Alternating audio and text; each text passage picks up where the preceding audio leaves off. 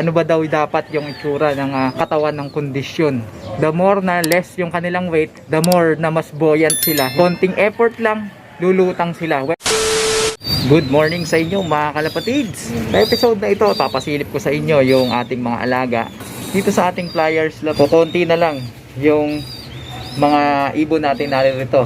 3 na lang to mga kalapatids, sapagkat yung 3 nating ibon na si Angel, si Jessie at si Zomba ay pinadala natin doon sa training kagabi. Sinampa natin sa truck sa may Nueva Ecija. Around 117 kilometers air distance yung liliparin ng ating mga alaga. So in-expect natin sila na darating ngayong umaga. Time check tayo mga kalapatids, mag-aalas 7 pa lang. Magandang pagkakataon yun para talagang masanay yung ating mga alaga, lalo na sa pinagsampahan natin, maraming ibon at magkakahatakan. So dun masusubok yung kanilang kakayahan na humiwalay, mag-break dun sa flock o sa grupo ng mga ibon kapag nalilihis na yung lipad nila doon sa binabagtas nilang ruta. Yung ibang ibon naman natin na narito, na-out natin nang wala sa oras mga kalapatids, kasi dinalaw tayo ng ating kaibigan kalapatids na si Sir Gillier. Kinuha niya sa atin yung ating mga ibon. Yung nakuha niya, yung kapatid nito, full sibling to ni Angel. So yung nestmate niya nakuha niya, hen pala yun mga kalapatids. Tsaka yung isang itim na pinaparisa nun, yung isang panglipad din natin, kagagaling lang nun sa may Mungkado Tarlac sa training ng BBC. Pagka uwi, ayun, sakto nilagay na sa sesto box ni Idol Gillier. Kaya konti na lang yung ating mga panlipad dito. Tatatlong araw na yata itong hindi nakakaronda, so parorondahin natin to. Pero bago yan, nalagay ko muna to sa training box dahil hindi ko pa siya pwedeng isabay sa mga ibon na to. I-check ko muna to si Naruto, dahil mapansin ko sa mga nakaraang araw parang tumataba siya mga kalapatid. Ito yung ating ibon. Maganda naman yung kanyang balahibo. Makukumpleto na, patapos na yung molting niya. Kaya lang, pansin ko dito, masyadong mataba, mabigat. Tapain natin yung butchi niya sa umaga, walang laman. Kailangan na lang natin tong i-workout para maihanda. So, pakakawalan na natin tong mga to. Bas, dalawa lang kayo, salohin nyo. Yun. Nakulong ng matagal dito sa ating kulungan, kaya sabik na lumipad. Grabe, taas nila. Ayun, nag-ranging, dalawa. Ayun layo. Kita pa ba? Yung kapatid ni Angel na isang yan, yung natira dito sa atin na pag south, yan ang in-expect kong hen. Kaya lang maagang naglandi yung kapatid niya, yung nestmate niya. Naku, ang layo, taas ang taas mga kalapatids. Layo, wala na, hindi yun na makikita ito malamang. Kahit todo ko na yung zoom, orasan na lang natin sila. Yan, mag-aalas 7.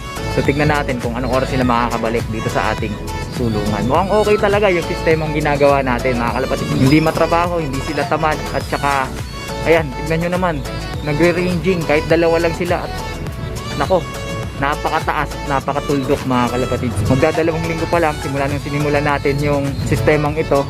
At kapag naging maganda yung resulta, ay asahan nyo, i-share ko sa inyo yung specific na ginagawa natin dito sa panibago nating sistema. Kaya abang-abang lang kayo mga kalapatids.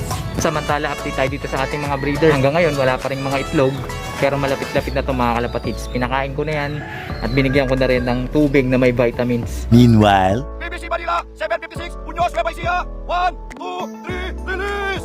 Release! Good morning po mga ka-BBC. Ayan po ang mga ibon po natin. Ayan po sila. Good morning po. Napakarami po mga ibon. Ayan na yung ating mga ibon mga kalapatids. Time check tayo. Ayan, halos 45 minutes din mahigit yung kanilang nilipad-lipad. Babalik lang. Kaya magpapakain na tayo sa ating mga ibon. Pasok. So 3 sila dito. Isa. Ayan, sisipasok na yung dalawa. Kasama na yung inakay mga kalapatids. Dalawa. Gawin natin 2 kalahati lang para diet si diet si Naruto. Ayan, habang kumakain to mga to, kwentuhan muna tayo mga kalapatids. Kung matatandaan ninyo, yung huling pauwian natin sa may Mungkado Tarlac, ang nauna doon si Jessie, sumunod si Angel, tapos huling-huli na si Zomba. Nag-decide ako na magkaroon ng friendly competition dito lang sa ating loft. So yung 3 yun, paglalaban-labanin ko. Yung unang round, bagamat ang unang pumasok dito sa loft natin ay si Angel, i-honor natin na si Jessie ang panalo. Kasi yung bilis lang ang gusto nating makita. ibang usapan na yung pagka-trap, disiplinahin na lang yung ating mga ibon pagdating sa bagay na yon. Pero pagdating sa bilis, i-honor natin na si Jessie ang nanalo. Gagawin natin to mga kalapatids dahil nga gusto kong makita yung performance nila kung bumibilis ba sila sa ginagawa nating bagong sistema. Makakatulong kasi ng malaki yung ganito para ngayon pa lang ma-assess na natin yung kanilang performance at makita natin kung nasa tamang direction ba tayo. At nakikita natin kung sino yung talagang consistent sa kanila. At sa pauwian natin ito yung magiging round 2 mga kalapatids ng kanilang friendly competition. Sa palagay nyo, sino yung mauuna sa kanila sa pagkakataong ito mga kalapatids? A few moments later. 9:35 ng umaga. Hanggang ngayon wala pa yung ating mga alaga. Pero ang binabagtas nilang bilis sa pagkakataong ito ay 1,200 speed. Kung makakarating yung ating mga ibon, yun ang magiging bilis nila. Pero siyempre hindi naman ganun kabilis yung ating mga ibon. Pero mula ngayon hanggang mamaya ng onte mga kalapatids, yan na magiging seryoso yung ating abangan dahil yan yung pauwian talaga ng ating mga alaga. So antay-antay pa tayo mga kalapatids. At samantalain ko na rin yung pagkakataon na sagutin yung katanungan ng ating kalapatids na si Sir Jonski, ang ating kaibigan. Tatanong kasi siya, ano ba daw dapat yung itsura ng katawan ng kondisyon. Hindi tayo eksperto, hindi tayo veterano, hindi tayo henyo. Pero para sa akin kasi, ang pinaka gusto kong shape ng katawan o yung hubog ng pangangatawan kapag ka inililipad, yung parang hindi siya mataba na hindi rin siya mapayat. Kumbaga sakto lang yung kanyang katawan. Parang Bruce Lee style, yung ganun ba. Na-imagine nyo, yung parang rip body pero may muscle. Yung pag hinawakan mo yung katawan, napakagaan niya. Pero hindi naman siya mabuto, hindi rin naman siya ganun kalaman.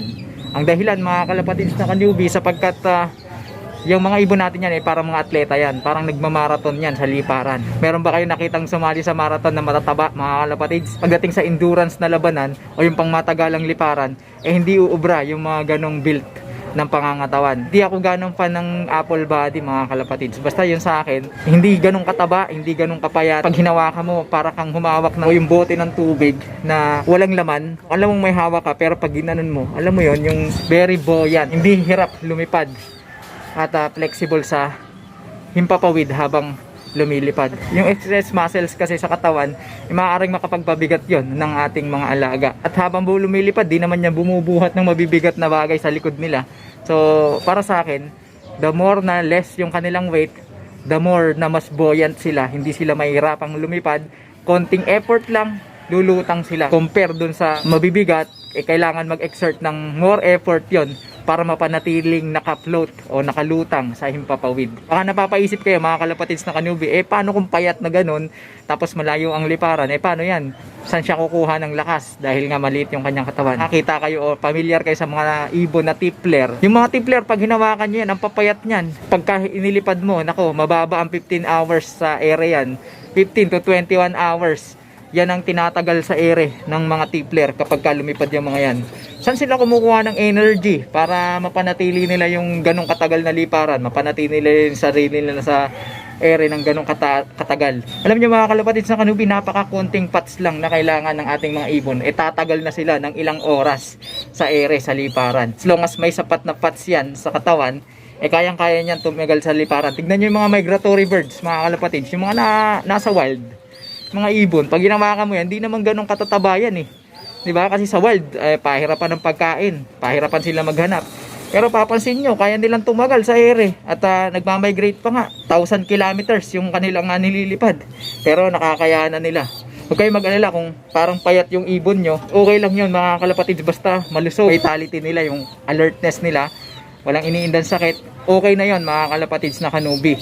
Huwag nyo masyadong patabain dahil pag pinatabaan nyo, malamang magiging tamad yan, hindi yan makakalipad ng matagal. Konting lipad lang, dadapo na hanggang sa makasanayan. Ayun, mahirap nang parondahin ng matagal. Sa sistema na aking ginagawang adjustment, yun ang pinaka-target kong gusto kong ma-achieve. At makukuha yon sa pamamagitan ng tamang patuka at saka yung tamang workout na ibinibigay sa ating mga alaga. So ulit mga kalapatids, hindi tayo henyo, hindi tayo veterano, hindi tayo eksperto. Yun ay para sa atin lang. Kayo, kung ano yung gusto nyo, nasa sa inyo yun mga kalapatids. Total, sa ating nagtanong, yung ating kalapatids na si Sir Jonski, yun yung ating Yari, di ko na videoan, sayang mga kalapatids. Time check tayo, 9:50 3. Ito na yung ating ibon na si Angel. Ayan, pasok na. Para makainom. Ang pagod na pagod kasi mainit yung panahon, mga kalapatids. I-stickin ko pa ba to?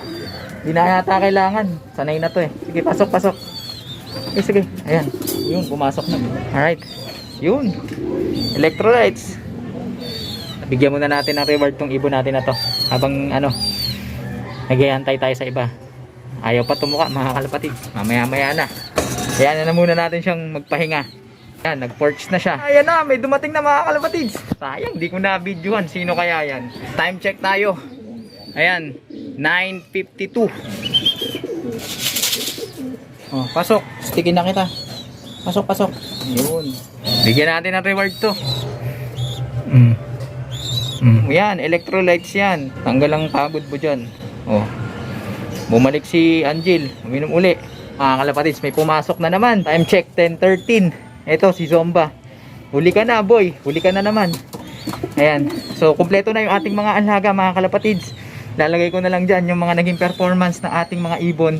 Tignan natin kung umuunlad ba yung ating mga alaga. Matapos nating subuan ng bawang at makapagpahinga ng kaunti, ayan, pinatuka ko na yung ating mga alaga para naman ma-recover na nila agad yung kanilang lakas na nawala. So ayan muna, mga kalapatids, ang update dito sa ating munting tambayan. Maraming salamat sa inyong pakikitambay, pakikipagkwentuhan, at kung meron kayong napulot na tips at kaalaman, huwag mong kalimutan mag-like, comment at share.